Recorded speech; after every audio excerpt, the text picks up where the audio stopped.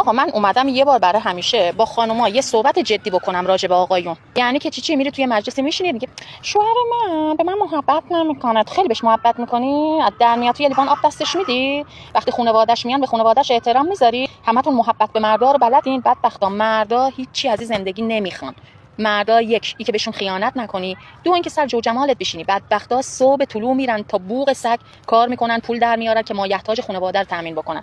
بعد شب که میاد میگه کنترل تلویزیون، همش کنترل تلویزیون دست توئه، چرا کولر رو خاموش میکنی، چرا فرمان میکنی، چرا تو پشت فرمان میشینی. اما یکم احترام بذارید به این مردا. خدا شاهد قدیما هیچ کی جلو مردا پاش دراز نمیکرد.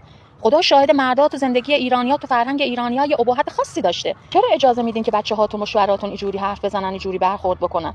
اما خدا شاهد نازنین‌تر از این موجودا آدم نیست. راحت میتونید تو مشتتون بگیرید این مرداره. یعنی شب میان کنترل تو دستشون نگیرن. صبح تا شب 24 ساعت تو تلفن داری به عمت و خواهرت و ننت گزارش کارت میدی. 24 ساعت تو این دکترایی، 24 ساعت تو این زیبایی‌ها و آرایشگاه‌ها داری میپلکی. یه حرفی به تو زد، یه اومد یه چیزی بگه دلت بشکنه، تو بازار میری بالا شب عید اول زنا خرید میکنن، دوم بچه‌ها خرید میکنن، سوم اگه پول گیرشون اومد یه شورتی، یه شلوار رارایی هم، یه جورابی هم برای این مردای بدبختا میخرن. بعد خانم‌ها میگن ما اهل تنوعیم، زیبایی رو دوست داریم. مردا زیبایی رو دوست ندارن، مردا منگولن، مردا میمونن، مردا دوست ندارن خوش تیپ بگردن. یه باشا وقتی تو جمع حرف میزنه چپ چپ نگاش نکنید، اینجوریش نکنین. بابا خدا شاهد زندگی شما بدون این مردا هیچ پوچه. اما علم ثابت کرده، علم. حالا اولا که شوهر نیست، خدا رو شکر انقدر رفتین ناز و نوز کردین که دیگه شوهرم گیر نمیاد.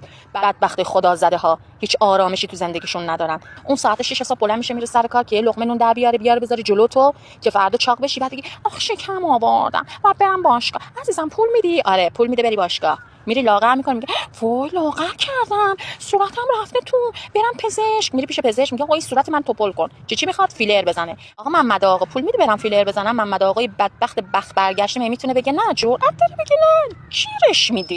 جیرش میدین بگه نه. خار مادرش میارین جلو چیشش. خدا اول مرد آفرید. خدا تو آفرینش اول مرد آفرید، بعدش اومد گفت بذار زنم بیافریدم. مردای عزیز سرزمینم، خدا وکیلی در جایگاه یه زن واقعا دلم براتون میسوزه و ازتون حمایت میکنم.